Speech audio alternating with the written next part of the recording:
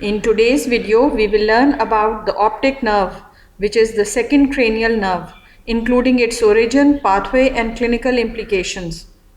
The optic nerve is a purely sensory cranial nerve responsible for transmitting visual information from the retina to the brain. It is a crucial component of the visual system, allowing perception of light, color, and movement. The optic nerve originates in the retina, where specialized photoreceptor cells, the rods and cones, convert light into electrical signals.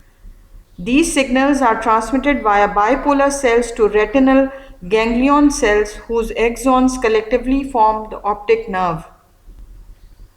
Therefore, the histological layers of the retina from innermost to outermost are photoreceptors or rods and cones, which convert light into neural signals, bipolar cells or intermediate neurons that transmit signals from photoreceptors, and ganglion cells whose axons form the optic nerve. Unlike other cranial nerves, the optic nerve is not a true peripheral nerve. Rather, it is an extension of the central nervous system, covered by meninges and surrounded by cerebrospinal fluid. The optic disc, also known as the blind spot, is a crucial structure in the human eye where the optic nerve exits the retina and transmits visual information to the brain. It is located slightly nasal to the center of the retina and appears as a round pale region in a fundoscopic examination.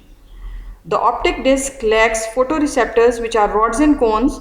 This means it is incapable of detecting light, leading to the blind spot in the visual field. The blind spot is normally unnoticeable because the brain fills in the missing information using surrounding visual cues and information from the other eye. It has a central depression known as the optic cup, which varies in size and can be assessed for conditions like glaucoma. The optic disc is where the retinal blood vessels enter and exit, supplying oxygen and nutrients to the retina. It is shown in the schematic diagram of the human eye. At the left, shown is a horizontal section of the right eye. Pathway of the optic nerve. Light enters the eye and is detected by photoreceptors in the retina. The signal is processed and transmitted to ganglion cells whose axons converge at the optic disc, also called blind spot, to form the optic nerve. The optic nerve exits the eye through the optic canal in the sphenoid bone. The right and left optic nerves form the optic chiasm, located at the base of the brain above the pituitary gland. At the chiasm, nasal fibers from both eyes decussate while temporal fibers remain uncrossed.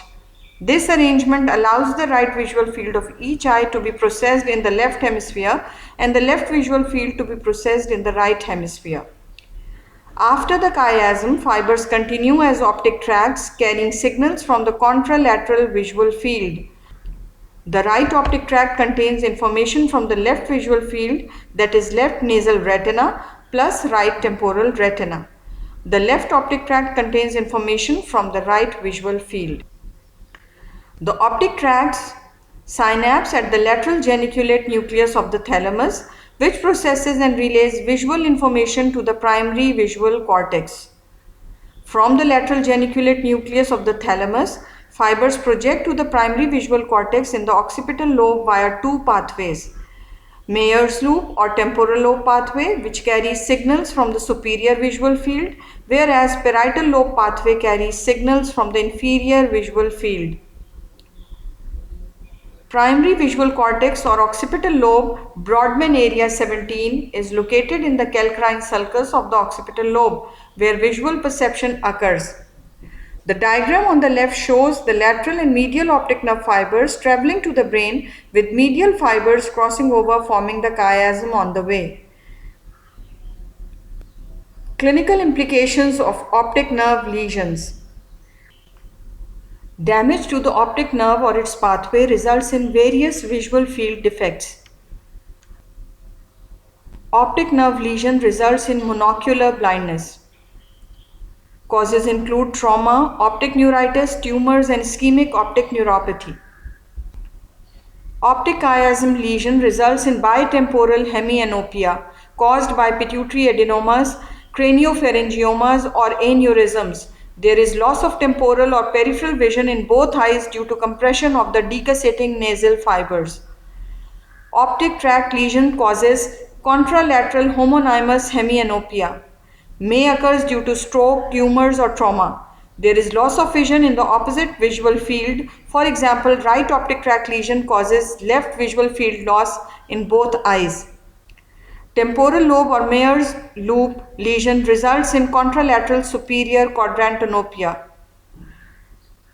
caused by temporal lobe stroke or tumors. There is pie in the sky defect that is marked by loss of the upper quadrant of the opposite visual field. Parietal lobe lesion results in contralateral inferior quadrantanopia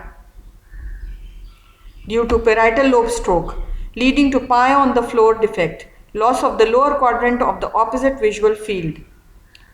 Occipital lobe lesions causes homonymous hemianopia with macular sparing due to posterior cerebral artery infarct.